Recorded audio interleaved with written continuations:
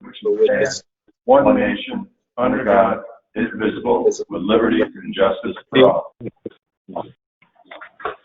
Thank you, everyone, and welcome to the Board of Aldermen meeting.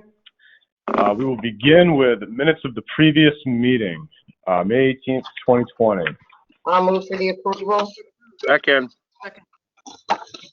We have a motion to approve, and it's been seconded. Is there any debate or edits, deletions to the previous agenda? There's a lot of people on the screen, so I'm kind of looking all around right now. Okay, seeing none. All those in favor, please indicate by saying aye. Aye. Those opposed, motion carries. I will make a quick note to all of you that the one reason we didn't do a roll call is since I can see all of you, we're just looking and counting who's here. So we have everyone present except for Alderman Clifford tonight. And then just simple housekeeping before we go on. If you're not actively speaking, please mute your phone or your mic on your computer. It just helps prevent any of the feedback. Thanks, guys. So moving on to outside the rail. I'm going to start with Ivan Roshan, who I believe is on the call somewhere. And in your packet on page 19, you should have a letter included. Ivan, if you're there, I'm going to turn it over to you right now. Okay, I cannot see a lot of the pitch, but I'm here. Can you hear me? We can hear you. Can you hear me? Yeah, we hear you. Oh, good. All right. So basically, I sent you a letter to address the parking issue that's ongoing. There's laws on the books that allow us to limit parking on the street and also to make proper flowing of the traffic on the street for parking. If these are enforced, we'll have a great customer relationship. Number one reason people don't go downtown is because they can't find a parking spot. And I've been fighting this for years. And all I'm asking is for people to ask the board, the city, and the police department to enforce the laws that are already on the books. Nothing else. It won't cost a penny. It'll actually bring in revenue. So that is my speech. I can go a lot further, longer, but your time is precious. Thank you, Ivan. Any questions or comments? Alderwoman Humphrey. Thank you, President Wickham. I would like to refer to Public Safety Committee the issue of downtown parking enforcement.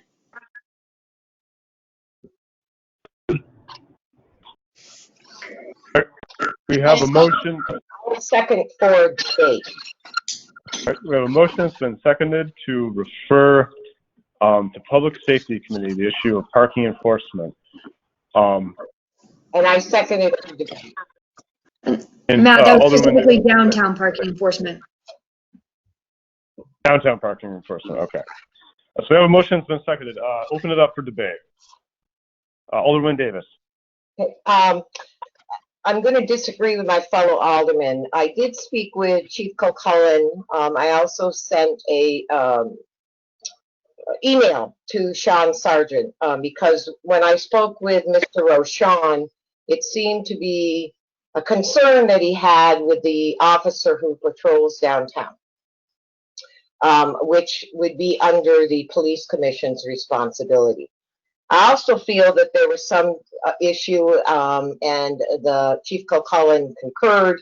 I CC'd Steve Peters on this email as well, that some of this was communication with downtown businesses, which was a partnership responsibility to have that conversation about owners of businesses parking in front of their own properties when the Board of Aldermen has instituted a 10-minute parking for curbside pickup. that it just defeated the purpose of trying to do that when you had your own owners sitting in front of your business. And I also remind this board, parking issue is an ordinance.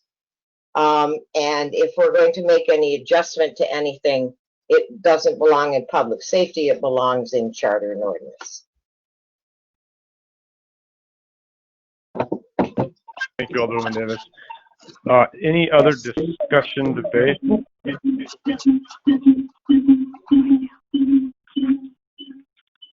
Real quick, I'm going to ask if you're not speaking, please mute your phone or your mic.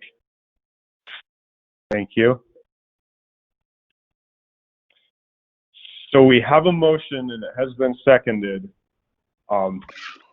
Any further comments or debate? Alderman Attore. Thank you. So I think that the question here is there something here that the board can discuss and act on? The issues that Ivan has brought up are important for him and other merchants downtown. And I don't want us to lose sight of it, but to Alderman Davis's point, I feel like there's some pieces that might need to happen before we get involved. I haven't heard back, from the police department or from the commission on what's happening on that side. And I didn't understand the issue to be the curbside parking thing. It really does sound like it's a conversation that has to first happen within that division. I have no problem referring it to committee to talk about when that's done, but I don't know if we're the best entity to get things done in this case. Alderwoman Humphrey. Thanks. I don't disagree that some of these conversations should be happening elsewhere, if not even before we have a committee meeting on it. But I've heard from business owners on both sides of the issue, and these conversations aren't happening or haven't happened in a fruitful way to this point. So just looking for a route to take. So if folks don't think it's appropriate, then fine, but I would like to see it go. Thank you. Alderwoman Davis.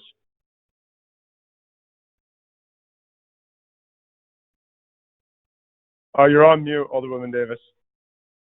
I'm sorry, my apologies. At least the conversation I had with Mr. Roshan, and I believe he can certainly speak for himself, that there were a couple of issues, and one of them dealt with the officer downtown. That would belong to the police commission. We have a representative to the downtown partnership. That referral could go back to the partnership with a referral back to us as to how that issue is being addressed with downtown parking. There is a parking plan per ordinance that if the board wants to address it, we certainly can. That deals with long-term parking, short-term parking, the fees that are associated with those parkings. So that's a big undertaking, but it's not a public safety issue. So I'm glad to have the meeting, but I don't think it's our meeting to be had at this time. Alderman DePoy. So, Mr. President, I'd like to ask Ivan if he says in his letter that he did speak with Police Commission Chair Sean Sargent. He left a message for Brian Kilcullen, that's fine, but what did Police Commissioner Sean Sargent, what was your feedback from him as to what could be done, Ivan? He said that he had a meeting with the chief of police the very next day, and he would talk to him. However, I have not heard back from anyone at the police department, although from what he told me, the emails were flying like crazy. So I'm not sure if I'm being clear here. The city of Rutland already has parking laws in place. That's not an issue. The issue is they're not being enforced. therefore making it impossible for parking in downtown Rutland. So if we enforce the laws that are already on the books, we'll increase the revenue for downtown, which that money from the previous Alderman's meeting is running low, and we'll increase the revenue and we'll take away the problem. We don't want to ticket our customers. We want to ticket the business people that park on the street, which make it impossible for our customers to spend money. And when the stores are full, the city makes more money on taxes because buildings are worth more money. It's all a win-win. And I find it very hard to believe that it's so impossible when I see the same cars every day, and so does our parking enforcement officer, that he cannot say, I'm going to write them a ticket. When I write them enough tickets, they're going to do the right thing and park in the right place that is assigned for long-term parking, instead of parking on the street, which belongs to customers. So again, I can go on in detail and so forth, but the answer is fairly easy. One good push saying, we would like you to do your job as you're assigned to, as you're paid to. And if that is not something that we can do, then I think we need to wipe all those laws off the books. And that's as simple as I can make it. I mean, we really, if we don't enforce the laws, what are they? And if we don't encourage our people to come downtown and use the restaurants and the shops and come visit us, then why are we trying? So it's a simple solution. We spent a lot of money on meters and special electronic devices to issue tickets and have more knowledge. But it comes down to, it could be done with a piece of chalk and an old ticket, and we've got all this sophisticated stuff. So I'm rambling. I'm going to cut short. Next question. If anyone has a question, I'm just talking about taking the people that should be parking long-term off the street to give our customers a chance. Mr. President, if I could just follow that up, he did mention something that I was going to ask him about. That's the owners, or the business owners or the business employees parking on the street. Ivan, I think you had mentioned that you park in the parking deck. Are there others that park in the parking deck too that are, abiding by, doing the right thing as you state? There is. Like Mountain Power, they buy their employees parking passes, and there's one person that works for Green Mountain Power. He parks right out front. If he got ticketed, he would move on. The state office, they buy 300 some odd passes, so they park up there. There is plenty of parking. It's very well lit. It's very well clean. There's no trash up there. So it's a perfect place to park. And if they were paying for meters and tickets, it's a lot cheaper than the street.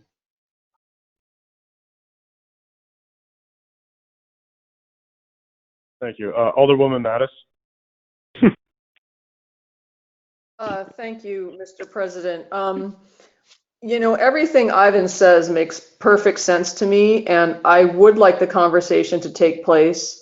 Alderwoman Davis says that, they belong perhaps to different committees than the board. And it seems to me that she's right, although if nothing happens in those other boards, then it seems to me that it would be appropriate to discuss it here, simply because if it's not happening where it should happen, I think we should have a voice in making sure that our laws are enforced. But I agree that it should go to the police commission first, and probably the downtown partnership first. I don't want to give the impression that I'm brushing Ivan's concerns off in any way. I agree with him entirely. But I would rather send this perhaps to the downtown partnership via our representative to get it discussed there, as well as see what the police commission comes up with. Thank you. I'd like to jump.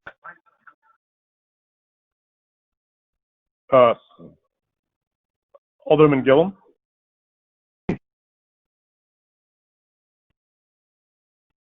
I believe this is an enforcement issue. The Board of Aldermen does not enforce the rules. We make the rules. So I think this needs to go to the police commission first, have it go through that path. I agree with Ivan. We need to get some enforcement down there. I think we need to start with the police commission, and also we need to send it to the partnership so they can work with the commission to fix this problem. If that does not happen, then it can come back to us. But I think we need to go that route first. Thank you. Alderman Garuso? Yes, thank you, Mr. Chairman. Again, in respect to the motion, I'm going to vote against it because it does need to go. It's got to go to a proper place. It's a system problem we're dealing with, and I did look into this with some people. There's the parking enforcement officer enforcing the laws that are on the books, is what Mr. Roshan says, and I agree with him that he sees this. I'm not downtown. I was for several years working downtown, and that's an issue that needs to be looked at, and we're not the ones to look at that. It's a manpower thing, whatever. But here's the splitting the hair part of it. It's my understanding through Mr. Roshan, and I saw this for the years I was downtown, that they do what we call feeding the meters. As an employee will go out and put money in the meters. That's not a violation of any law, because as long as there's money in the meter, my understanding, the ordinances say there's no violation, and that's what's got to stop. Is these guys having someone feed the meter all day long looks good. It's procedurally proper, but it's not right. And then that's where I think if this is sent to the police commission or to somebody that maybe an officer, maybe the chief, if he has time, somebody could go around with a representative for the partnership and maybe have a nice conversation with a lot of these business people, not pointing any fingers, but just telling them that it's not right. I mean, it's unethical, I guess, would be what we're at, because there's certainly no ordinance change before us, and we don't really have the law in front of us, and I don't see it being an issue at this point. But I think bouncing it to the police commission or someone else and then bringing it back to us if they need a change. But there's a little bit of legwork, I think, that needs to be done. But if they can do it as quick as possible, that would be appreciated. But I'm going to be voting against the motion only because public safety is not where I think it belongs either. And thank you. And I want to jump in right now, if I may. Go ahead, Evan. Okay. Now, feeding the meter, if that was true, then Mary would be reporting an incredible amount of revenue. And that's not true, because there is no revenue coming in from those meters. So feeding the meter is not the problem. It's these people, they don't feed the meter at all. I watch them, they pull up, they stay all day long. So that means they have no reason to be worried about a ticket. If they were worried about the ticket, they'd feed the meter. They don't feed the meter, they don't get ticketed, and therefore the problem continues. And as far as the partnership is a nonprofit organization, and Steve believes he has no power, and he has brought up issues, and last I talked to him, he told me his exact words, Sam, you shut him down, when he wanted to bring up this issue. So I'm saying it's not making a new law. It's not making anything new. It's just asking that the laws that are already in place be enforced as such. And if it's the police commissioner, I've talked to him. If it's the Rutland partnership, I've talked to him. I've talked to all of you individually, one by one. I've talked to Brennan Duffy at Reddick, Sean, David Allaire. So I've gone through the list. I've called the police chief with no phone call return. Someone's got to push Sam, and it's got to be, if we don't make enough stink, it's not going to happen. And I've been putting up with this for years. And everyone that's my shoppers and the other shops, they say, you know, I didn't survive because there's no parking. I've got a guy beside me. He's telling me, well, this is nice that now we have parking. And this is the perfect time to catch all these people that are parking all day without feeding the meter. If they were feeding the meter, there'd be revenue, and not getting tickets, because if they were getting tickets, there'd be revenue. I'm going to click off right now and I'll listen again. Just because my name came up, Mr. Chairman, I do not know Mr. Peters, so I've never shut him down. I would know him if he walked in my house. I was sworn in on a Monday night, and by the end of the week, all businesses were shut down. But Mr. Roshan, we're trying to help. We're not trying to do anything else, but the Board of Aldermen is not where you start with this, other than us kicking it to somewhere where it gets done. And I don't think any of us have time to go out store to store and talk to the people. We're not the ones that have the credentials to do that. So we are trying to help. We're just trying to do the right thing. Thank you, Alderman Okay, Russo. I'm going to go to I've Alderwoman Humphrey, who I think may be commenting on the motion. Alderwoman Humphrey.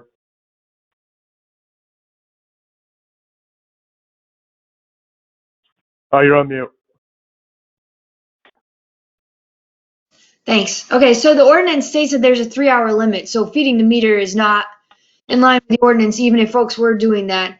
Clearly, we have enough content to have a meeting on this, as we've been talking about it for about 20 minutes now. Whether public safety is the right committee or not, I don't know. I don't think that there needs to be a change in the ordinance, so I don't think that charter and ordinance is appropriate. And clearly, as Mr. Roshan has stated, he's talked to the DRP and the police commission already. So I may be of unpopular opinion here, but I'm going to stick with my original motion. Thanks. God. Thank you. So I have Alderman DePoy, Ettore, and Davis in that order. Jesus. Thank you, Mr. President. I just, you know, from a procedural standpoint, I don't disagree that this has to go to the police commission, but I think that the board should take an active interest in it, because you're talking about the parking meter fund. You know, a huge portion of that funds a lot of things, including the salary of the police officer that goes around to enforce parking downtown. That comes out of the Public Safety Committee budget when we go to budget time in November. I think it's absolutely appropriate that it sit. If we don't take any action because the police commission takes care of it, or the chief of police takes care of it, or the DRP, however it works, but at least it's in the committee and it sends a message out to the police commission and others that we are interested in this, because we do have a stake in it for the taxpayers of the city of Rutland to come budget time.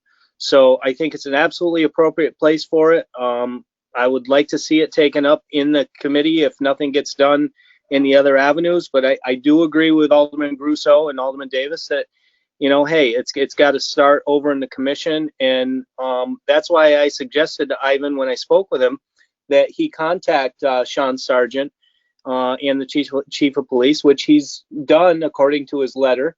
So I'd like to keep an eye on it and watch what Sean does with this over at the commission. And, you know, if it's not done to our satisfaction come budget time, we may have to make adjustments, but at least it's there in public safety where we can do that and don't have to go through this process again. Thank you.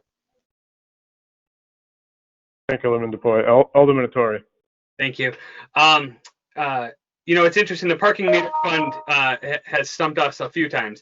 Back in February, we referred the issue of the loss of revenue in that fund to committee. We referred it to DPW because we thought maybe it was related to the kiosks.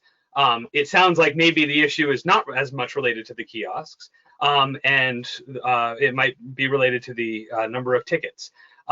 It seems like, and I don't know if Alderman Humphrey would agree with this, but it seems like because this crosses enough different pieces that maybe general is an easier place for it to fit versus public safety, where maybe it's not necessarily public safety is. But it does make sense. We did have it. We do actually have it in committee regarding the reduction of revenue in the parking meter fund. We had sent it to DPW committee back in, I believe, February, but perhaps it belongs somewhere else. So we did want to have a discussion about the overall fund. This seems to go along with that, or could go along with that. Take elementary. Alderwoman Ryan. Okay, so like Ivan said, he's talked to all the people that we are suggesting that for him to talk to. He's already done that. I don't see the big deal in sending it to the Committee of Public Safety. I think that's where it fits, where everyone can be around the table at once. Sharon, you can disagree, that's fine. But that's where it belongs. Let's have a discussion about it where everyone can be at the table. I also happen to be the rep for DRP. I know my role. I have been in contact with them about this.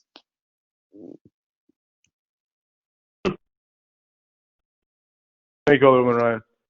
Alderman Garuso. I believe Yeah, you are, Mr. Chairman. Want you to know we're not pointing any fingers or anything, but this is exactly the last 26 minutes we spent on this or so is exactly what the police commissioner should be doing. And I think he did the right thing contacting Mr. Sargent. But just like all of us, every day we seem to run into somebody who has a great idea they want to share, but they don't want to come in and do it. And, or do they come in? So I think he's onto the something, but I think what he's done with us is what he needs to do to the commission and look them in the eye and say, hey, your enforcement officer, I don't think is doing his job. And this is affecting my business, and take it from there. Because like I said, it bounces back to me. We'll be all over this, but I'm not sure we really have a handle on the problem until the commission looks into, you know, his complaint. And I think that, or the police department does, but technically and procedurally, it would be really nice if Mr. Roshan went right to their meeting and sat down and did their outside the rail portion of their meeting and started get this moving. Thank you. Thank you, Alderman Garuso. Alderwoman Davis. Yeah, so I don't disagree with Alderman Humphrey or Alderman Ryan. There are things that the board can do. The biggest issue here is enforcement. Do we all agree? It's enforcement, and the enforcement comes from the officer who patrols downtown. We have no control over that officer because there's a police commission in place. So it has to start with the police commission, because that's Mr. Roshan's concern, that he is not enforcing the laws of parking or ticketing those who feed the meter or don't feed the meter or park in front of their business. So public safety can meet, but the only thing they're going to do is what we can do tonight, which is refer to the police commission with a report back to this board as to what action, if any, they've taken with the complaints that Mr. Roshan is sharing with us, and have Alderman Ryan as our representative have that discussion at the partnership board as to what discussions, if any, Steve Peters has had with the downtown merchants. Then, if we are nowhere farther along, then we can have the debate as to what this board can do. But you have a commission and a partnership who plays a role. So play the role.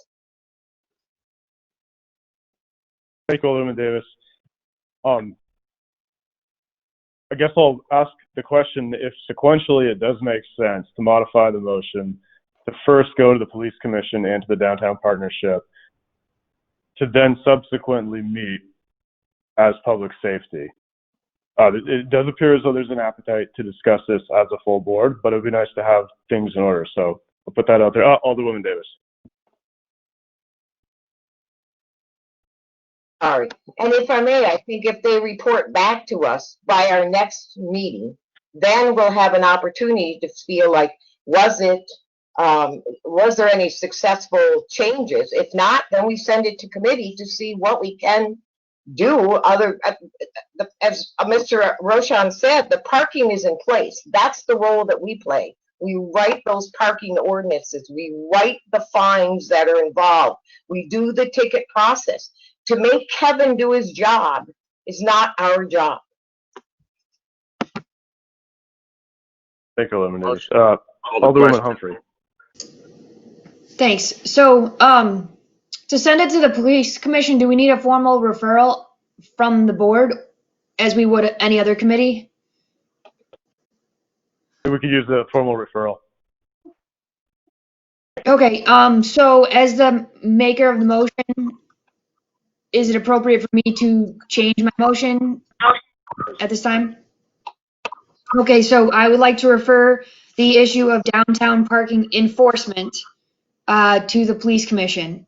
And I believe their next police commission meeting is next Monday. And then, so we would like some follow-up on what that discussion was, or I plan to attend the meeting myself. So that upon the next full board meeting, 2 weeks from today, we can provide next steps if we're unsatisfied with the conversation. Alderman Humphrey, just for clarification, are you withdrawing your original motion and presenting a new one, the referral to the police commission? Thank you. Okay, thank you. Second. I'll second that motion. All right, so we have a motion and it's been seconded to refer this matter to the police commission to have them report back to us at the next full board meeting. Is there any debate on this? Hearing and seeing none. All those in favor, please indicate by saying aye. Aye. Aye. Those opposed? Motion carries. Thank you, everyone. Thank you, Evan.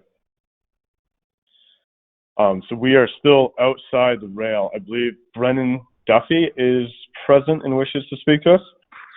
I do. Thank you, Alderman Whitcomb. So I have a request for a referral to committee. What we've been talking about here is somewhat related, but we have had some ongoing discussion about how we assist outdoor seating for restaurants and bars throughout the summer. We've had some discussion about Center Street as a vibrant pedestrian street where we can see pedestrians and commerce occurring. And so I would ask that the Community and Economic Development Committee take on the question of what we want to do there this summer. We've had ongoing discussion here for the past 2 weeks. We have a couple conceptual plans of what could be done there in the short term to kind of test the concept. And so without going a whole lot further, if that could be referred, and then we would ask that this gets into committee quickly, because as we know, time is of the essence here as we try to move this quickly into fruition. So moved. Second. Thank you. So we have a motion that has been seconded to refer. Is there any debate on the issue? Hearing and seeing none. All those in favor, please indicate by saying aye. Aye. Aye. Those opposed? Motion carries. Thank you, Brennan. Thank you. All right, so we are still outside the rail. Is there anyone else on the line that wishes to address the board on matters not on the agenda? Hearing no one, we are moving on to communications from the mayor. Mayor Allaire. Yeah, I think I'm good tonight. You guys took 35 minutes to get through the parking issue. There is, I think the appropriate motion was made. That discussion has gone on for a long time. I don't know if Ivan's still on the line, but there's been multiple discussions with the chief. And over the last couple of months, there has been nobody parking downtown, so there's been plenty of parking spaces. And there's been no revenue come in because there's been nobody parking in the downtown, and he hasn't been writing any tickets. But I think that's the appropriate place for it to go, and I will try to assist in any way that I can to move that along over in the appropriate venue. But as far as anything else for me, I think I'll stand pat, and I'm good for now. Thank you, Mayor Allaire. So we are on to additions and deletions to the agenda. We have one GMP request for pole and wire location. I would ask that a motion is made to place this under petitions, letters, and miscellaneous communication. So moved. We have a motion that's been seconded. Is there any debate? Hearing and seeing none. All those in favor, please indicate by saying aye. Aye. Aye. Those opposed? Motion carries. Are there any other additions or deletions to the agenda? All right. Hearing none, we are on to reports and letters from department heads and officials. First up, we have Tara Kelly, City-Owned Property Committee request. This is pages 1 through 6 of your packet. Hi, good evening, everyone. The memo that I shared with you hopefully starts to explain the issue at hand. As you might recall, when we transfer properties through the city-owned property process, there is a deed restriction that's put into those deeds requiring people to follow the development plan before the property can ever be further conveyed or sold in any manner. When a development plan changes after the point of acquisition, it requires that we come back to the board to see if there's support for the change that's being requested. So in this case, we had transferred the ownership of 31 Howe Street to Joseph Giancola under the name of Crestmark Incorporated. And the plan at that time, according to his application, was to redevelop that property from a 4-unit to into a 2-unit house. As he began that work, he's decided that the structure itself requires so much work to bring it up to code, and that it was unsalvageable. And then on top of that, he costed out the price to rebuild on that location and decided that at that location it's prohibitive to do so. So he made a request, which was brought forth to the City-Owned Properties Committee, to change the plan from redevelopment to demolition of the building, and then to divide the parcel between the 2 adjoining properties which he owns. So that is that's what's in front of you. Just some additional information that might help you in your thoughts. This 31 Howe Street is only a 3,000 square acre parcel. Number 29 is only a 2,000 and some change, 2,178 square feet acre, 2,178 square feet, and 33 Howe Street is 4,792. In this district, our minimum lot size is 6,500 square feet, so each of the 3 lots is under what we consider to be a minimum lot size for this district. Each of the other 2 properties have duplexes on them, so in general, the addition of land would bring those closer to code. The last thing is that the committee, in reviewing this property request, asked Mr. Giancola to produce for us some idea of what he's planning to do with the land itself, whether it would be paved over or there'd be some landscaping. I'm hoping to bring up the look and feel of that block overall. So attached into your packet is a plan where he has shown in pink where the dividing line would be through what is now currently the house that will be demolished. He's shown in striped areas where the parking would be for the 2 properties that would remain, and in green the areas that he generally plans to topsoil and add some trees to in the future. And with that, I'd refer you back to the memo. There's a suggestion for a motion if someone chooses, but beyond that, I'm more than happy to answer some questions. Thank you, Tara. Are there any questions from the board? Alderman Garuso. Do we need to make a motion, or is this something we would receive and file? If you so choose, we should make a motion on this, yes. Make a motion then to, I guess, what is it, support? In the rules. Hold on, we need to suspend the rules first. Okay, motion to suspend the rules. Second. All right, we have a motion to suspend the rules. It's been seconded. All those in favor, please indicate by saying aye. Aye. Aye. Those opposed, motion carries. Alderman Garuso, and there is a suggested motion. Alderman Gillum, yes. Point of order. If Alderman Garuso is going to do the motion, he's got to read that whole sentence, because that's got to go into the deed that we passed. So that has to be in the motion. Yeah, Alderman Gillum is correct. What I was going to refer you to, Alderman Garuso, at the bottom of page 1, there's a suggested motion, and we do need all of that language read off, please. I'm sorry I made the motion. You ready? A motion to authorize Mayor Allaire to sign an agreement between the city and Crestmark Incorporated that states the following. The parties agree that the development plan dated April 12, 2018 should be replaced with a development plan attached on it as Exhibit A. Letters and attachments submitted under Crestmark Incorporated letterhead dated April 14, 2020 and May 14, 2020. And anywhere the quitclaim deed between the City of Rutland and Crestmark Incorporated dated June 13, 2019 and filed in the City of Rutland Land Records at Book 685, pages 509 to 510, references a development plan that applies to the plan attached as Exhibit A. And I so move. Second. Thank you. We have a motion. It's been seconded. Is there any debate? Alderman Attore. Thank you. I just wanted to add for our new members, last year a housing study was completed, and one of the recommendations for that to help our housing stock is to reduce density and reduce the number of units. And so the information that Tara provided us, along with knocking this down, fits perfectly in line with the recommendations of the housing study. Thank you.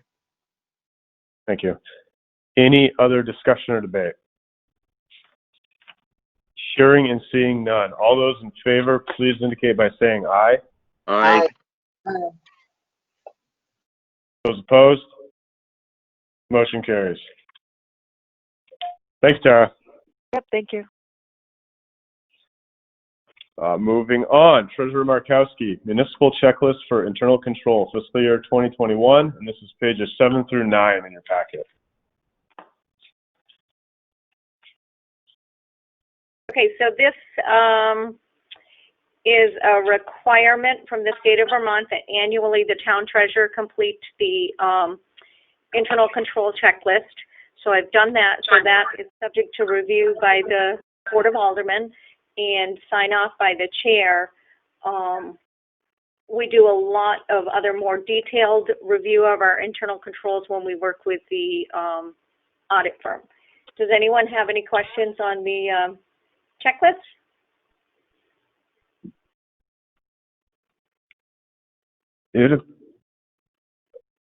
Alderman Attore, was that a hand? Move to suspend the rules, take the issue up tonight. Second.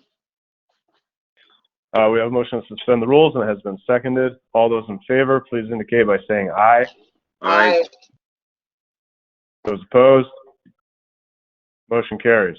Alderman Attore? Thanks.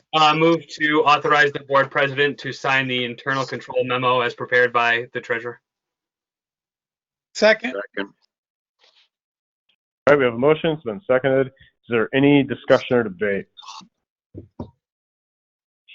Hearing and seeing none. All those in favor, please indicate by saying aye. Aye. Those opposed? Motion carries. Thank you, Treasurer Markowski. And then you are up again. Update on property tax, water, and sewer collections. And if I understand correctly, nothing actually was emailed? No, I did not have an opportunity to email. I just wanted to just give a quick overview of the status because I know we've been watching this right along, so I wanted to provide a little bit of an update. On water and sewer, today was the last day for payment to avoid late charges and interest. The billing amount at the end of March was roughly $2 million. We collected 85% of that, leaving a balance of $316,000 due on that bill. There's also an additional total delinquency of water and sewer of $635. So I do have to say that with the software changes and just the ongoing changes with the water and sewer, we haven't been able to spend as much time on collection efforts as we would like to, but I feel like we're getting to that point where we should be able to reach out and maybe get some payment agreements on some of those that are delinquent and move forward on that. We will be sending late notices on these, and that usually brings about some questions. People will reach out with those notices, and maybe we can collect on those. So that was with water and sewer. Tax collection, the total billing for the fourth quarter was roughly $7.5 million. We collected 94% of that. So Wow. I know it seems like great, but it's still leaving quite a significant delinquency to carry to next year on that. Right now, if you looked at our delinquencies, we're 2.2 million totals, all years combined. But I did a little analysis of the fourth quarter installment in particular to see with COVID-19, there's still a balance of $462,000 that of fourth quarter. Of that, I was able to identify that there were 250 of those accounts that made the payments first, second, and third, but did not make that fourth quarter installment. We again will be sending out notices, and hopefully that will bring questions from taxpayers and maybe opportunities for payment agreements to work with folks on that. And also wanted to thank the board again for the 10-day grace period. I think that helped a lot of folks. I just kind of looked ahead.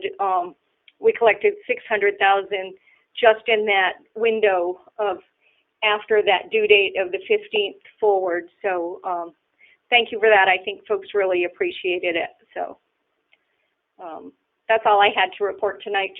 I'll give you more details with the May reports, but just wanted to give you more information.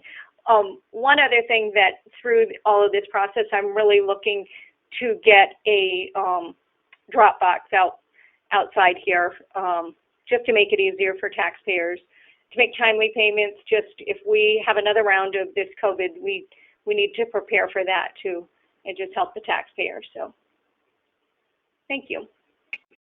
Thank you, Treasurer Markowski. Any questions from the board for the treasurer? Alderwoman Mattis, I can't tell if your hand's up or not. No. Oh, okay, thank you. Then hearing and seeing none, we are on to Barbara Spaulding, Master Plan Adoption. This is page 10 of your packet.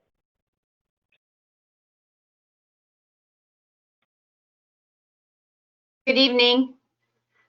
Just asking for the Alderman to approve the version of the master plan from April 21st, 2020. And I'm here if there are any questions. Thank you, Barbara. Are there any questions from the board? Alderman Garuso. Yes, Mr. Chairman and Barbara, I only get calls from Joe Giancarlo when I'm behind on my office rent, and this is the first time he's called other than that today. He said he hasn't read this yet. Obviously been busy there with family issues and all. And I'll be honest with you, I haven't read it. I know I went through parts of it in committee, but what happens if we just hold on with this? Can we table this for a month or so to, I mean, a lot of people, I know it's on a website, but, maybe people want hard copies or something. Is this something that can wait? Does it absolutely positively have to be done tonight? So the plan expires today. The governor gave us a 90-day reprieve. However, it is going before the Regional Planning Commission. They've already published their public hearing notice on June 16th. So we did have 2 public hearings that were warned. So, both in the paper and online and at City Hall. So if Mr. Giancarlo had wanted to reach out to myself or the Planning Commission or someone for a copy, we would have happily given it to him. Well, he just had a funeral the other day, so I would take his reason as a good reason. Alderman DePoy. I'd like to move to table it for at least 2 weeks, please. I'll just Second. move. I'll just make a motion to table it. Period. Second.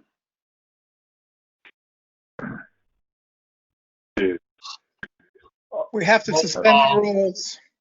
Not That's to, just suspend the rules, and I don't know that we can table this.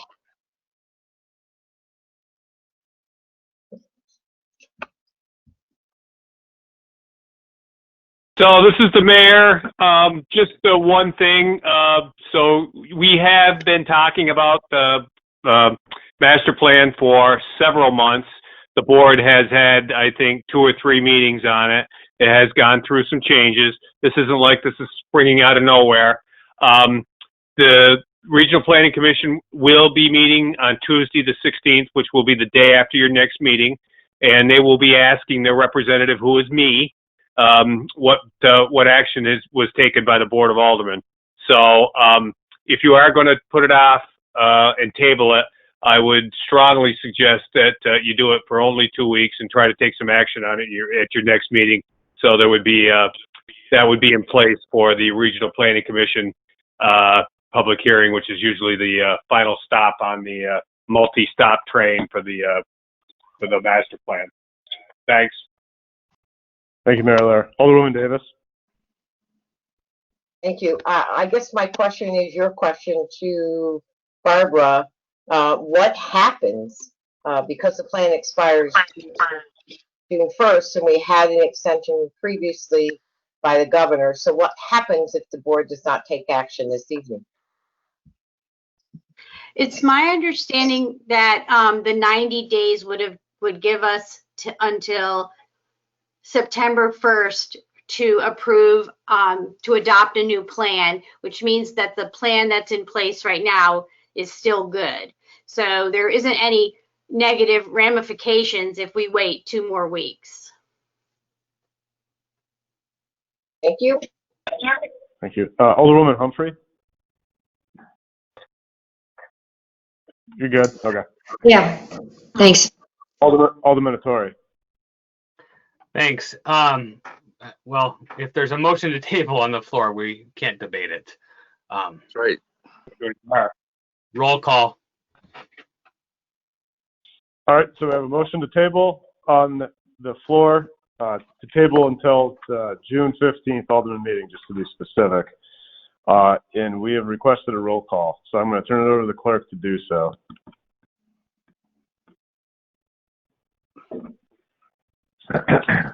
Alderman Garuso. Yes. Alderwoman Humphrey. No. Alderwoman Ryan. No. Alderman Vittori. No. Alderman Talbot. No. Alderwoman Mattis. No. Alderman Gillum.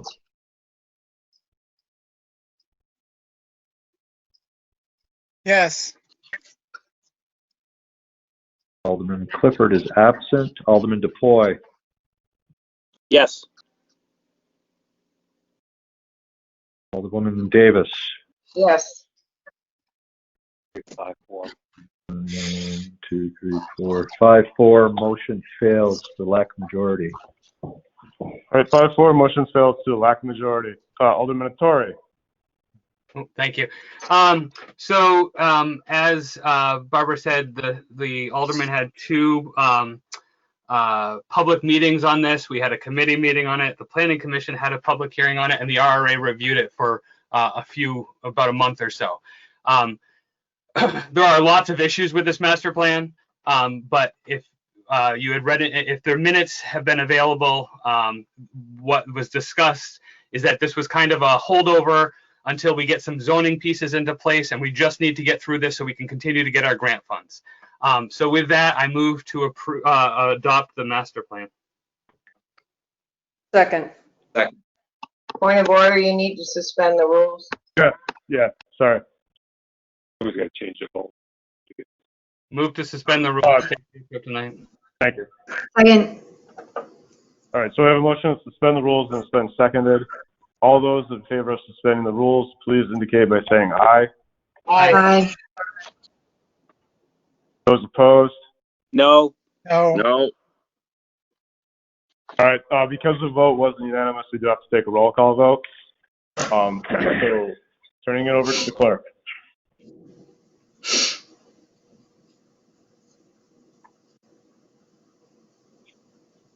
Alderman Garuso. No. Alderwoman Humphrey.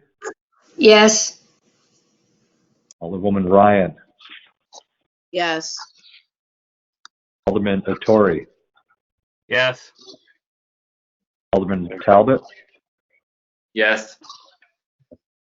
Alderwoman Mattis. Yes.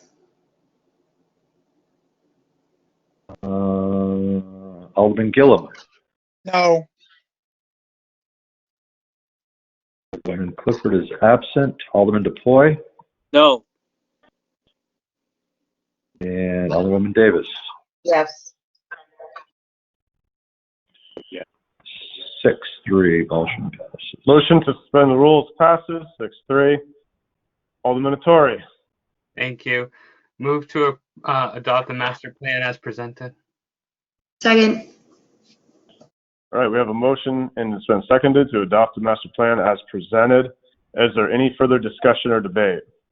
Yeah, Mr. Chairman, why didn't we table this a little while ago? It failed. Alderman It Garuso, failed. that failed. Okay, thank you. And very quickly, Attorney Bloomer, do you want to chime in? I believe you are stating that we did not have the vote. Yeah, I believe you need 75% to suspend the rules. Yep. So the motion actually fails. fails. Yeah, rule suspension fails. So we still have this for open debate, the city master plan.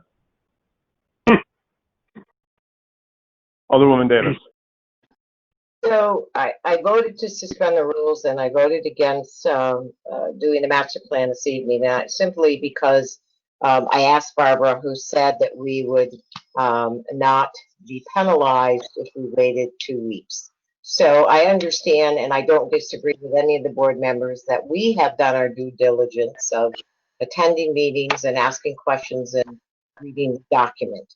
But I also don't have a problem giving some more members of the public the opportunity, if they have not, to do the same, as long as it does not affect our bonds, our grants, and in 2 weeks we will be able to turn this around. So I would encourage the board to at least consider it. Alderman Ottori. Thank you. Well, because we are short one member, we're never going to get to a 5-5 tie, so we're going to have to do that. But the reason that I think we should take it up tonight is, even if we give people a chance to read it or look over it for the next 2 weeks, we can't do very much. The timing is such that in order to warn certain meetings, to get things done, to get it back to the planning commission, it would expire before we would be able to do anything and send it up to Montpelier. But we can table it for 2 weeks. That's absolutely fine. That is correct, Chris. The board was unable to make any changes after the document was submitted to the Regional Planning Commission. So people can look at it over the next 2 weeks, but unless we decide to start over completely, we wouldn't be able to change anything. Alderwoman Mattis. I guess I'm just confused because at our last meeting about this issue, Brennan Duffy was encouraging us to get this through on the date required, even though we did have a grace period from the state. He was really wanting this to be put in place, just, you know, for purposes of grants, et cetera. And what is the extra time? The extra time isn't going to buy us anything because we can't really do anything. We can't make specific requests about it. I'm just confused why it's going to come back to us in an unchanged state, and we still won't be able to make any specific requests. So I just don't understand. Thank you, Alderman Mattis.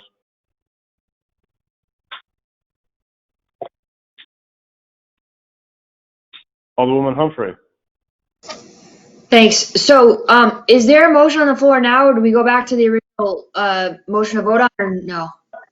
There is no motion on the floor. The motion to suspend the rules failed for lacking to achieve a 3/4 vote, and the previous motion to table failed due to lack of majority. Okay. So I guess, if someone were to make a motion again, I would be in support of it just to get us past this. However, I'm with Alderman Mattis and others, in that my understanding of this process,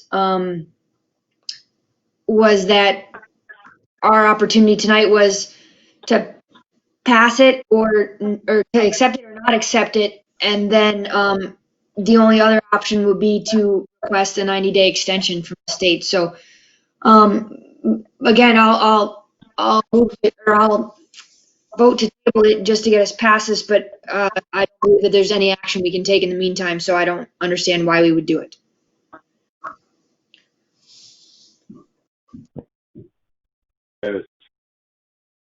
Would anyone like to submit the motion again to table the city master plan to the June 15th Board of Aldermen meeting? Chairman Wickham, if I could just jump in. Yes, Attorney Bloomer. I think technically it should be a reconsideration of that motion, so it should be somebody in the minority who voted in the minority to make the motion, and I think you need a seconder that was in the minority as well. Thank you. Mr. Chairman, I'll move to reconsider. I think, Sharon, were you in the majority though? Well, if we're talking about the motion to table, I voted to support the motion to table, which would not be the majority. If you're talking about the motion to approve, then or suspend the rules, then I voted with the majority. Well, so to speak. That is correct. That is correct. So Alderman DePoy, Alderman Gillum, or Alderman Grusin would have to second. Alderman DePoy. So just to be clear with Attorney Bloomer, I don't even think it's the majority. I think it's the prevailing side would be what we would use as the proper language on that. So the prevailing side it's got to be the opposite of the prevailing side. That's us. And I was on the losing side of the prevailing side, so I'll second. All right. So we have a motion. Point of order, yes. Which motion is being reconsidered, please? Yes, thank you, Alderman Mattis. The motion was made to reconsider the tabling of the city master plan to the June 15th Board of Aldermen meeting. Alderwoman Davis made the motion, Alderman DePoy seconded. Roll call vote. Okay. I'm going to bed here. Just because I couldn't hear, was a roll call requested? Yes. Thank you. All right. So Another point of order, I'm sorry. Alderwoman Mattis, yes. I thought that the motion to table, when we took a roll call, had the minority of votes. Isn't that correct? Yes, and if I understood Attorney Bloomer correctly, it had to be the minority that moved to reconsider. Is that correct, Attorney Bloomer? Yeah, I mean, I guess to Alderman DePoy's point, maybe I'm not using the right terminology, but I think, yeah, to use his terminology, so whoever was on the prevailing side would need to make the motion to overturn what they prevailed on. Otherwise, the group that lost could just keep saying they want to reconsider it all night. Right, so it needs to be Melinda then. So we essentially did this in the opposite order. Correct. Thank you, Alderman Mattis. Alderwoman Humphrey. Thank you. That was a clarification I wanted to make also. I was going to stop just short of having Attorney Bloomer list the names that could do so, and I don't have any intention on making a motion to table this. Thanks. So those eligible to reconsider tabling would be Alderwoman Humphrey, Ryan, Attore, Talbot, and Mattis.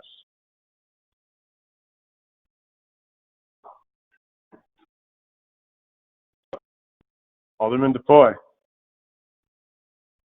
So, Mr. President, if nobody wants to reconsider to table it, it's gonna wait 2 weeks anyways. So in 2 weeks, we can just bring that back up. I just suggest we move on from this and, you know, be done with it, and you put it back on the agenda for 2 weeks from now. Thank you.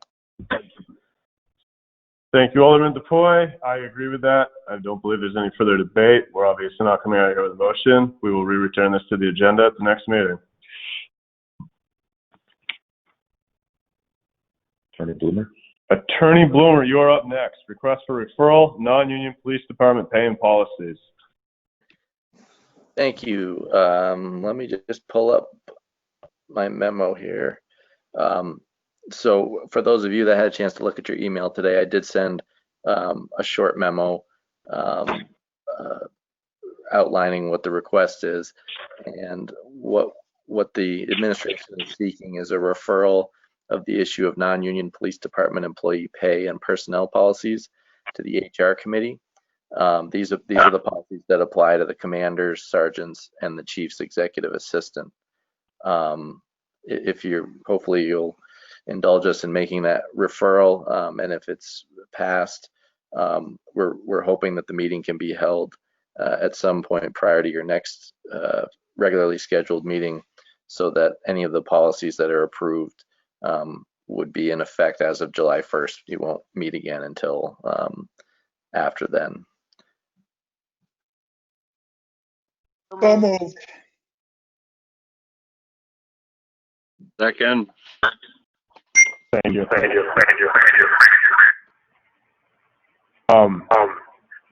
heard that the motion was moved by Alderman and then seconded by Alderman Russo. People you're not actively talking.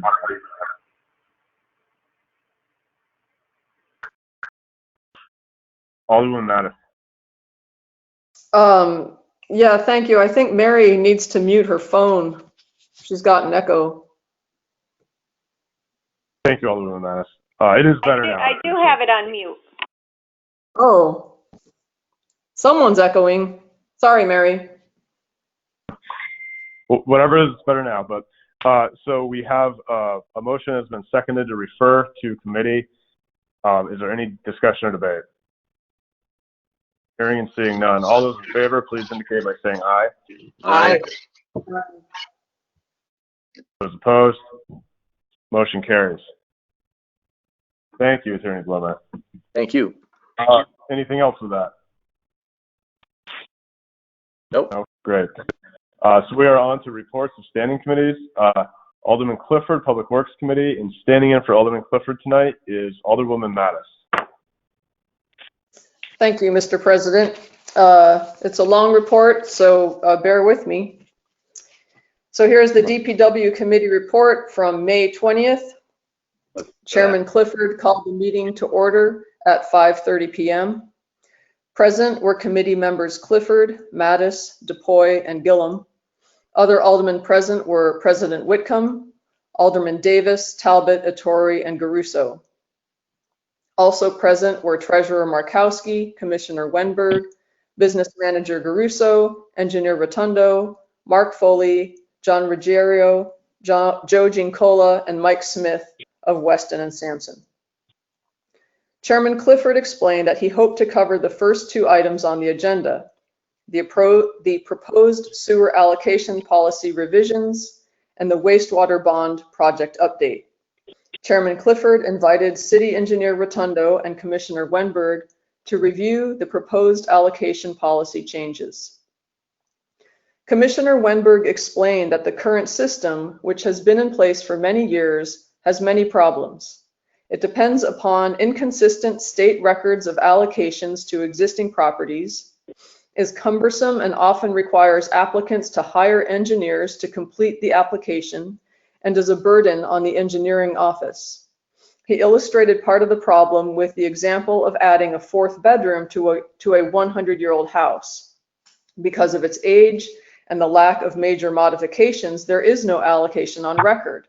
Under those circumstances, the property owner would be required to pay for 4 bedrooms of allocation rather than 1, even though 3 of them have been there for a century. City Engineer Rotundo went through how the new policy would function. He explained through a PowerPoint that an allocation would only be required when there is A, new construction where water and/or sewer will be provided, B, a change in use of an existing building or space, or C, reuse of a building or space that has been vacant for more than 2 years. He walked through the revised process, emphasizing that the baseline for allocation calculations would be the current use of the property. It would no longer be based upon inconsistent records kept by the state. This essentially grants every building amnesty and simplifies the entire process. He explained that the policy would treat vacant properties with 2-year look-back. This means a building can be vacant for 2 years and still retain its allocation based upon the last occupancy. But if it is vacant for over 2 years, the prior allocation would go away and the baseline for a future reuse would become 0. Fees would be based upon average daily flows as provided by the state for a wide range of uses. The engineering office has created a spreadsheet-based tool to allow most applicants to calculate the gallons and fees without requiring the services of an engineer. Alderwoman Mattis asked about the provision that limits the effective life of an allocation to projects that are started within 2 years and completed within 4 years. Mr. Rotundo explained that this is to prevent applicants from getting allocations and walking away, essentially tying up reserve capacity in the treatment plant. Commissioner Wenberg explained that the wastewater treatment plant permit requires us to keep track of wastewater flows and allocations to ensure we do not commit more future capacity in the plant than allowed by the permit. Following this was a discussion about the 2-year look back and the 2-year to get the project started. Commissioner Wenberg stated that it is the current policy that projects must be started within 2 years or the allocation goes away. Although he said extensions are sometimes granted when developers are making best efforts but unable to comply for reasons beyond their control. Alderman Gillum asked what the allocation is for a vacant lot that previously had a home on it. Mr. Rotundo said, in that case, the allocation would be 0, and any proposed development on that lot would be treated as new construction. Alderman Garuso asked why there is a fee for allocation. Commissioner Wenberg said it is a policy set by the board, and the fee has not changed in about 25 years. The main argument in favor of the fee is the reserve capacity in the plant was purchased through the investment of the historical user base through bonding. Any new or expanded use of that capacity should at least partially compensate the existing users for the past investment that created the capacity in the first place. The funds are actually set aside and used for future capital improvements to the wastewater system. Alderman Garuso disagreed with the concept and said he thought all of these costs should be billed based upon the actual use, based upon metered consumption.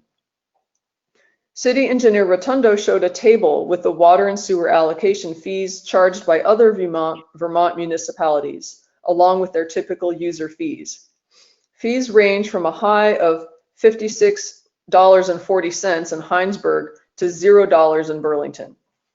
The next 2 lowest are Rutland and Springfield at $4 per gallon per day, and the average is $12.41. Chairman Clifford invited questions from the others on the call. Mark Foley Jr. stated that he had no objection to tracking allocation, but stated that 2 years is too short a time in the Rutland market, especially in downtown. He agreed that a fee for new construction made sense, but recommended that changes of use and expansions/renovations should not require a fee for changes in allocations. He said doing so would help the property owner market vacant spaces. Joe Gincola said he had been working with the city engineer on this for a couple of years and said he agreed with Mark. He expressed concern for the marketability of existing vacant spaces. Alderman Gillum asked if the fees can be waived as an incentive. Commissioner Wenberg said the water incentive program already waives the allocation fees for qualifying applicants. Alderwoman Davis asked for clarification on which of the categories represent new or additional fees. Mr. Rotundo said the fees for new construction, redevelopment, or change of use are all currently in place. The purpose here is to revise the process. Alderwoman Davis expressed concern for the 2-year look back and whether this is too short a time. Alderwoman Mattis asked Mark Foley what a more reasonable time frame would be and whether the incentive is enough to address the issue. Mr. Foley said the perfect time frame may not exist. The incentive helped Roots, but was not available to the Castleton dormitory. He said the best approach would be to eliminate the fees on these types of developments. Alderman DePoy asked what the financial impact would be to the sewer fund if these fees are eliminated. Commissioner Wenberg said he would get the information to the board. Alderwoman Mattis suggested suspending the fee for a limited time. Alderman Garuso said this may be a great idea. Alderwoman Davis said she was sympathetic to Mark's argument, but wanted to see more information about where the city budget is going. After additional discussion about the fees, John Ruggiero said that there is not a lot of documentation about the prior use of spaces and whether there was an allocation for prior use. He expressed agreement with Joe and Mark. He added that allocations returned to the city might justify a payment back to the property owner under some circumstances. Chairman Clifford stated that the matter would stay in the committee and all those present would receive notice of the next meeting when it will be taken up again. He asked if the wastewater bond update could be deferred and all agreed it should be, and we'll meet on that on Wednesday. Alderman Gillum moved to adjourn, which passed unanimously. The meeting was adjourned at 7:25 p.m. and this is for information only. Thank you, Alderwoman Mattis. Any questions for Alderwoman Mattis? Hearing and seeing none, we are on to reports of select committees. There are none. Reports of representatives. There are none.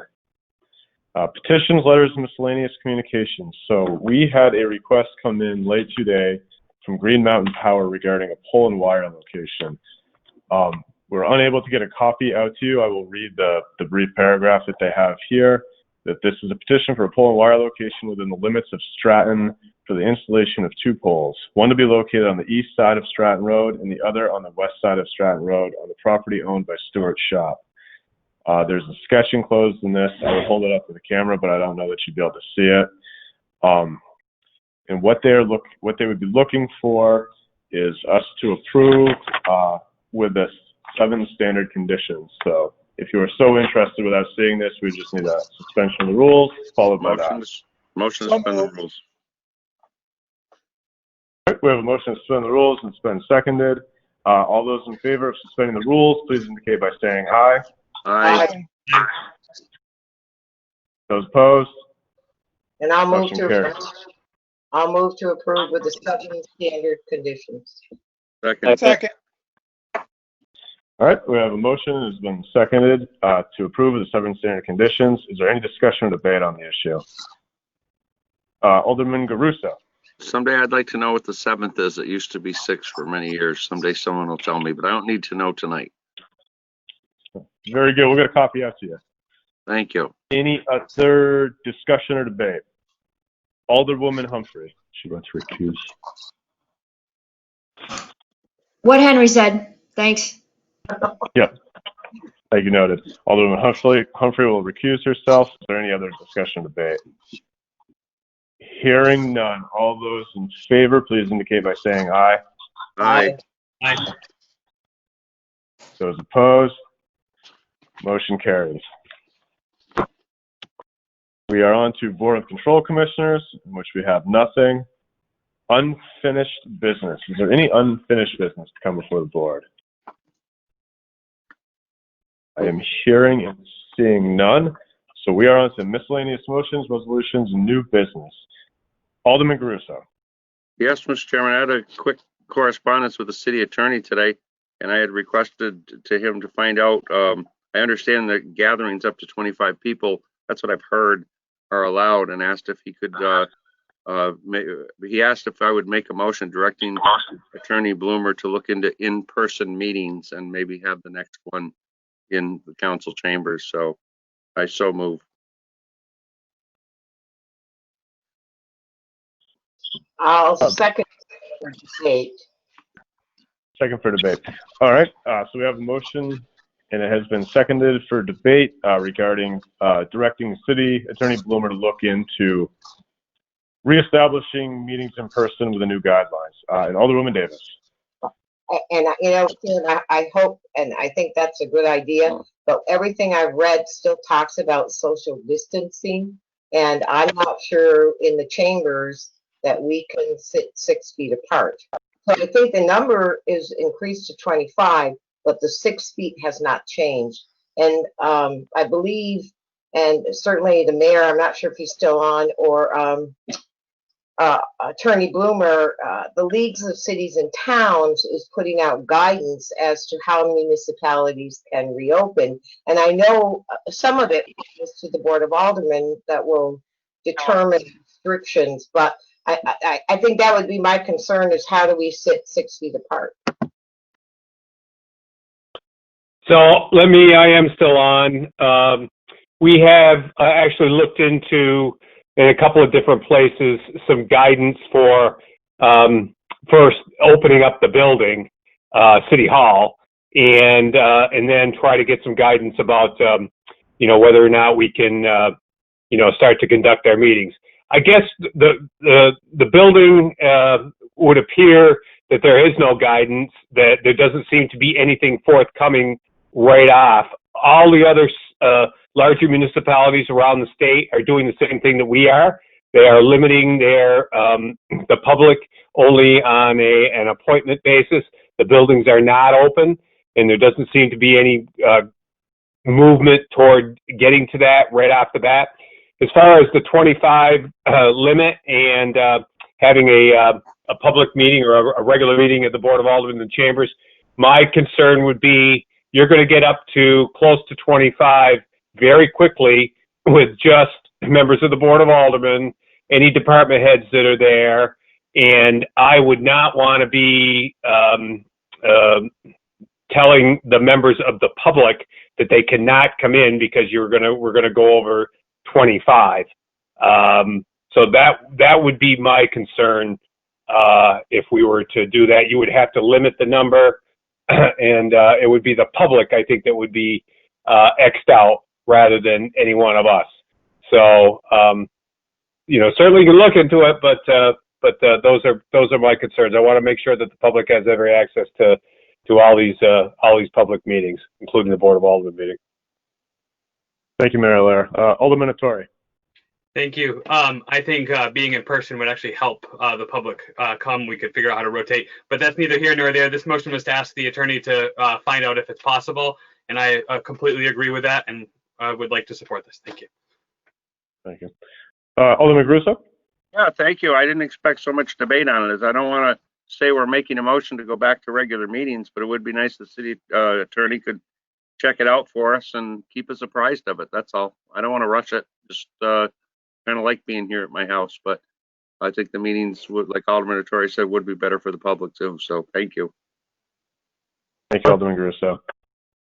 All right, so we have a motion. It's been seconded to direct Attorney Bloomer to look into the feasibility of in-person meetings again. Is there any further discussion or debate?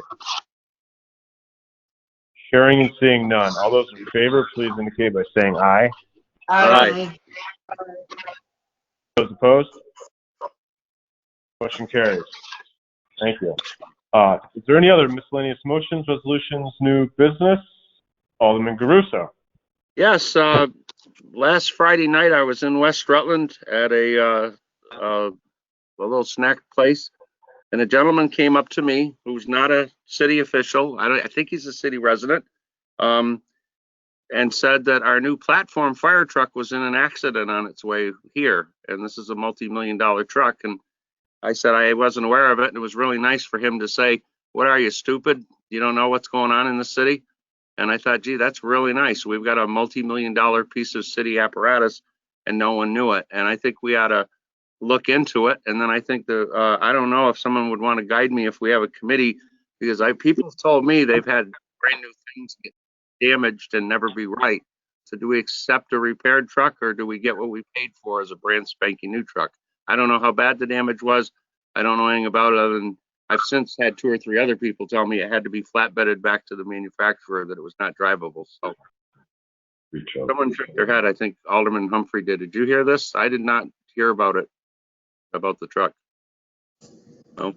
I had heard about it. I don't recall where I heard about it. It might have been the fire department Facebook post. But I agree, it would have been nice to get it in an email or some sort of notification. So should we refer to public safety or general or something to find out the status of this? Because again, I've been told by a lot of people, if you get something, are we paying for a brand new truck, or are we paying for a brand new repaired truck? I think it's a good question for committee. Can the mayor fill us in? Yes.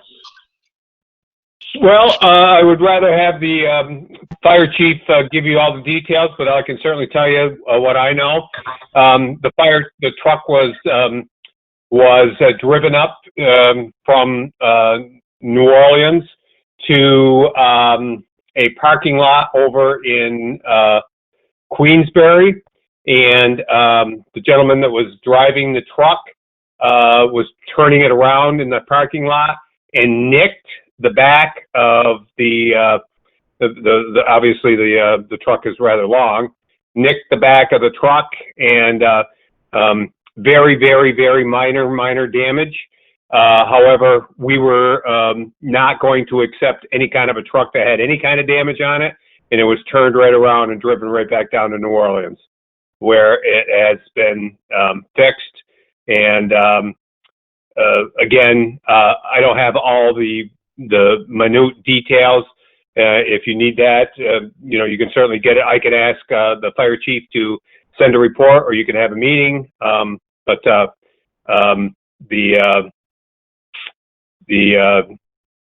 truck has been fixed, and we will not accept the truck unless we believe that it is in first-rate shape. So we don't own the truck.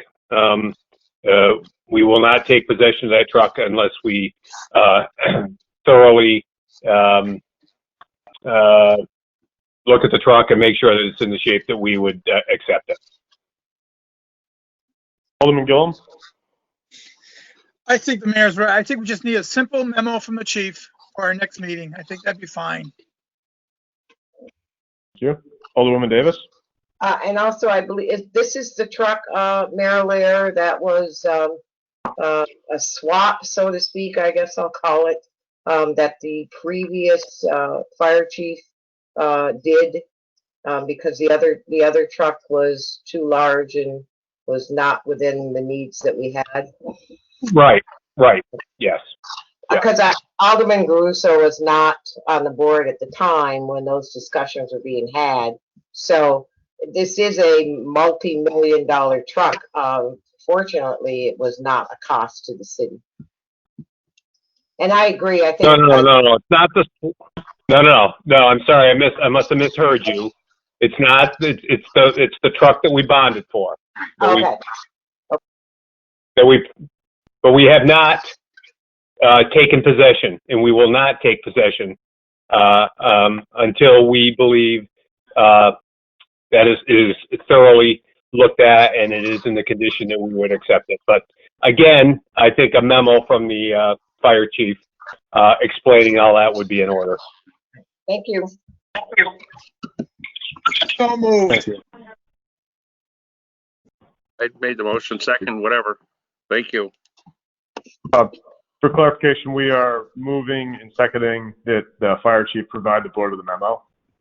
That's correct. Okay, thank you. All right, so we have a motion that has been seconded that the fire chief will provide the board of aldermen with a memo regarding the damage to the fire engine. Is there any further debate or discussion? Hearing and seeing none, all those in favor, please indicate by saying aye. Aye. Aye. Those opposed? Motion carries. Thank you. We are still under miscellaneous motions, resolutions, and new business. Alderwoman Humphrey, I believe you have a statement from the police department that you would like to read to us. Yes, thank you. Chief Kilcullen made a statement earlier today, and he's unable to attend the meeting tonight, so he asked that I read this. The title is Rutland City Police Condemn Murder of George Floyd at Hands of Minneapolis Police Officer. The members of the Rutland City Police Department denounce the actions and inactions of 4 Minneapolis police officers responsible for the murder of George Floyd. We share the outrage we have seen locally and across the nation following this incredibly disturbing incident where Mr. Floyd lost his life as a result of criminal acts perpetrated by police. Every community throughout this country deserves to know their police department exists to serve and protect. The phenomenon that marginalized communities fear for their safety when creating a culture and atmosphere within which events like those we've seen nationally do not happen here. I'm sorry, I missed the line. The phenomenon that marginalized communities fear for their safety when dealing with police is real. The Rutland City Police Department recognizes our responsibility in creating a culture and atmosphere within which events like those we've seen nationally do not happen here. We achieve this through the application of the principles of procedural justice in our interaction with those we serve. Through our community policing efforts, we look to develop relationships to create an atmosphere of mutual respect and trust that will help us better serve our community. We will continue to review our policies to ensure they reflect best practices and provide guidance that provides for the safety of the public and our officers. We will work with all community stakeholders to help us identify our deficiencies and identify training to help us improve. We will continue to work collaboratively to build a bias-free community where everyone feels safe and secure. We will continue to hold ourselves accountable for our mistakes. We encourage you to attend and participate in our monthly police commission meetings to participate in that process. On behalf of all the members of the Rutland City Police Department, Chief Brian Kilcullen. And just to note that the next police commission meeting is next Monday, June 8th at 6 p.m. Thank you. Thank you, Alderwoman Humphrey. Move to receive and place on file. Okay. We have a motion to receive and file. It's been seconded. Is there any discussion or debate on that? Hearing and seeing none, all those in favor, please indicate by saying aye. Aye. Aye. Aye. Those opposed? Motion carries. Thank you. Is there any other miscellaneous motions, resolutions, or new business to come before the board? Alderman Gillum. Just a question for the clerk. These people who want outdoor consumption, is that you're handling that? They don't have to come to the board? It was a question that was asked to me today. No, it still has to come to the board, Billy, in regards. So if I may, right now, the state has given folks up until June 12th as that extended period. I know some people are kind of chomping at the bit to figure out what's going to happen. There's certain bars that are classified as restaurants that will be able to open or do outside seating as restaurants have. So most of those folks already have outside consumption licenses, which have been extended to the 12th. I spent a good portion of the day today going through, updating, getting more licenses that I have just received sent up to the state. So over the next 2 weeks or so, some things should be really coming into play in regards to that. There was an entity today that reached out to me in regards looking for outside consumption as well as potential use of sidewalk, which again has to come before the board. Okay. But I don't think there's too many things that would just come through me, Alderman Gillum. It would need to come through the board specifically. So I may be bringing something that to you folks at the next meeting or within the next month for sure. So I was correct that they had to file something with the city clerk to put on the agenda. Am I correct? That would be correct. If they do not have an outside consumption already and they're looking for a new one, remember in January, I think it was, and Alderman Davis could probably agree on this. I asked the board to approve all first class, third class, outside consumption, entertainment licenses. It was somewhere towards the end of January. So folks that have been licensed prior were able to, when they sent in their licenses to be renewed, I was able to go ahead and sign off for the board's approval and send that stuff in. But if they've never been licensed for outside consumption, they would have to come to the board. If they've never been licensed for a use of sidewalk, they have to come to the board. So there are some folks looking at that. So you may hear and see some things again over the next 2 weeks or over the month at least. That also counts for expanding their outside consumption area too? That is something that the DLC, I often just state that that they need to go to DLC first. Okay. And then usually DLC will make a recommendation that they come back to the city if they're looking to expand. I know CJ Abatel may be one of those folks that was looking to do that. I haven't heard anything back from CJ in that regards. Donald Billings, as you well know, opened out into the park next to his building, and he was approved. Went to DLC and requested that, and was granted that that update to his permit. So there's been very few folks that have actually requested those kind of things because one, they may not have the area to do so. As I say, as that grace period comes to fruition here on the 12th of June, I may be in receipt of more of that kind of request. Thank you. I just want to make sure I was giving them the right advice. Thank you very much. Yep. Thank you. Alderman Attari. Thank you.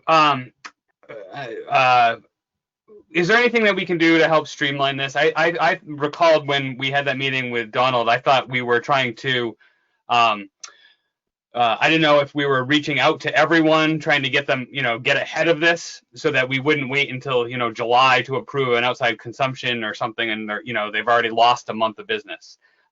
So I guess given that nothing else has happened, is there anything, the question for the clerk, is there anything we can do to help streamline this to make it easier and expedite any of the requests from our local businesses? Well, I'll tell you what I would be able to do for the board specifically, Alderman Attari. I am in no such receipt at the moment, but if that was to happen, then basically I would not have a problem of reaching out to the board specifically saying, I have a request.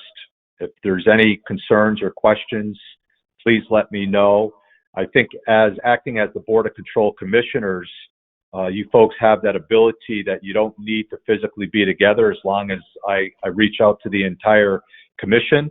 But I can certainly assure you right now, nobody is waiting on an outside consumption for you folks to grant. There is a potential for a sidewalk use that comes, that not only has to come before the board, it has to go to the building and zoning folks, have to look to make sure that the diagram is compliant with ADA type things, and the city attorney has to sign off on that because of the liability rider that needs to be issued to the city. But when it comes to a straight outside consumption, if it's just within the normal guidelines, and DLC is okay with it, and you folks approve me to sign off on it, I can do that ahead of time. We wouldn't have to wait until the meeting on the 15th or the first meeting in July as far as that goes. But I can assure you right now, there is nobody waiting to get an outside consumption permit that is vastly in need at this point in time. So I would absolutely like to do whatever we need to help the businesses not lose a week or 2 weeks or anything there. So if that's just our word that you're going to email us for the Board of Control Commissioners, and that's great. Perfect. Thank you very much. Fine with me, absolutely. Thank you. Any other new business to come before the board? If not, I will entertain a motion to adjourn. So moved. Second. All those in favor of adjournment, please indicate by saying aye. Aye. Those opposed? Motion carries. Have a good night, everyone.